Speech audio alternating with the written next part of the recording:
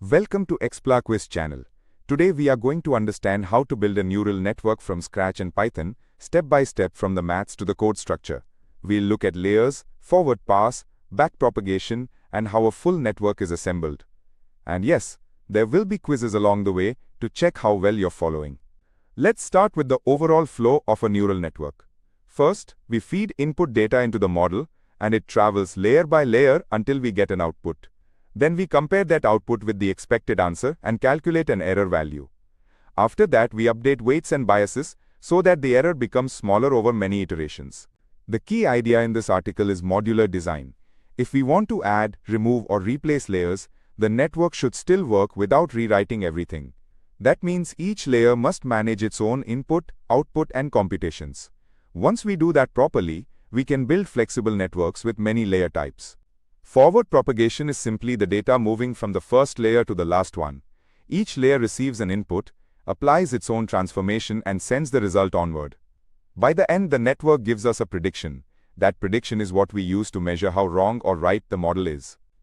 Now comes optimization, and gradient descent is the basic tool here.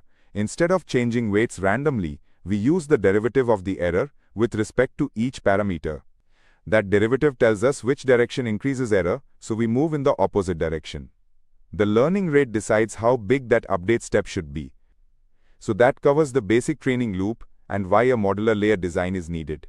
Now that we've covered training flow basics, let's test what we've learned so far. Here's quiz number 1. See if you can get it right. Question 1. In a neural network, what usually happens immediately after the final output is produced?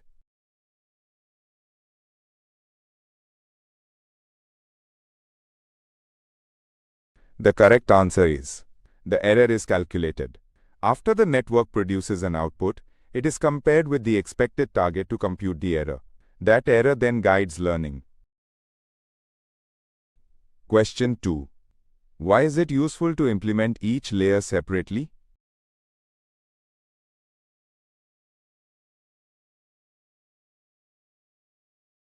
The correct answer is, it allows modular network design. Separate layer implementations make it easier to add, remove, or replace layers without rebuilding the whole system.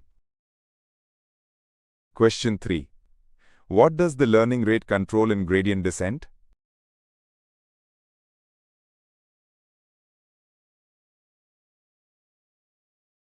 The correct answer is, the size of parameter updates.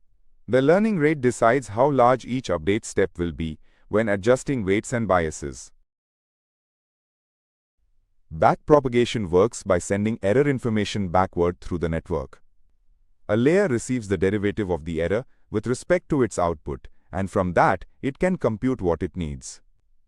If the layer has trainable parameters, it finds their gradients. It also calculates the derivative with respect to its input, which is passed to the previous layer. This is where the chain rule becomes the hero of the story. A layer does not need to know the full network architecture to compute its gradients. It only needs the incoming gradient and its own local formula. That local view is what makes backpropagation elegant and scalable in deeper networks. A very important point is this.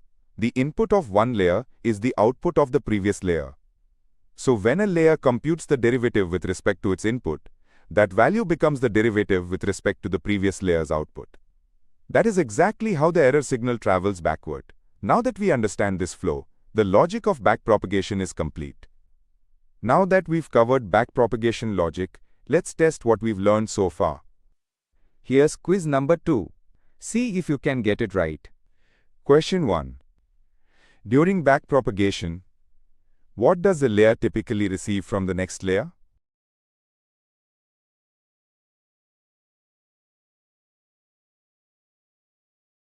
The correct answer is, derivative of error with respect to output. A layer receives the gradient of the error with respect to its own output and uses it to compute further gradients. Question 2. Why can layers be trained without knowing the full network architecture?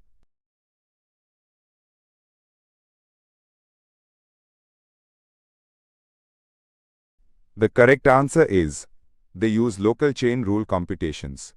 Each layer only needs the incoming gradient and its own mathematical relationship between input, output, and parameters. Question 3. What is the purpose of computing the derivative with respect to a layer's input?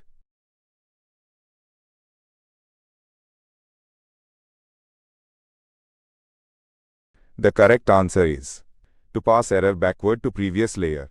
The input gradient becomes the gradient signal for the previous layer, enabling error propagation through the network.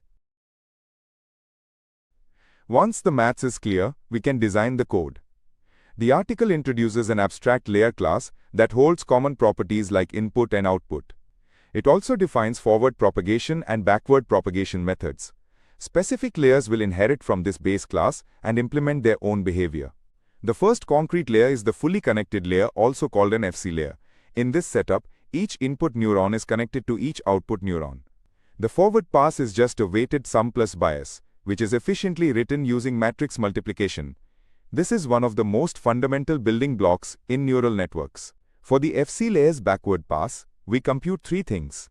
First, the gradient with respect to weights, then the gradient with respect to bias, and finally the gradient with respect to input. These come directly from the chain rule and matrix algebra. Once we have these formulas, the FC layer is fully trainable and complete.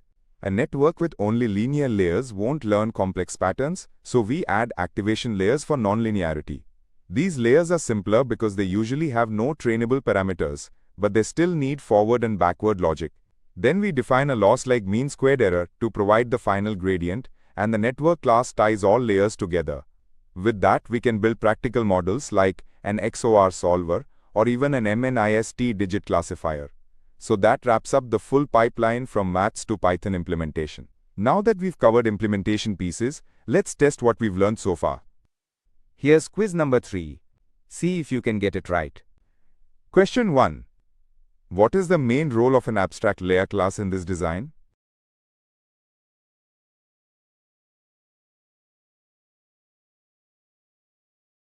The correct answer is to define shared layer structure.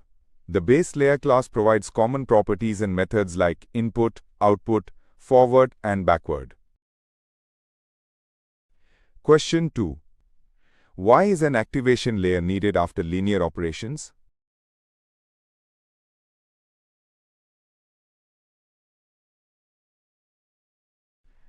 The correct answer is to introduce nonlinearity. Without nonlinearity, stacked linear layers still behave like a linear model and cannot learn complex patterns well. Question 3. What does the loss function provide to the last layer during training?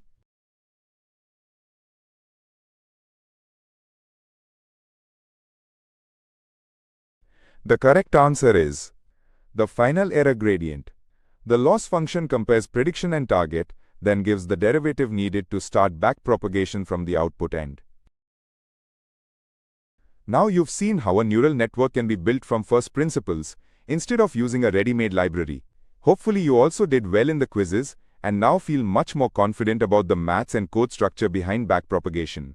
If you enjoyed this, like, share and subscribe for more interactive learning videos.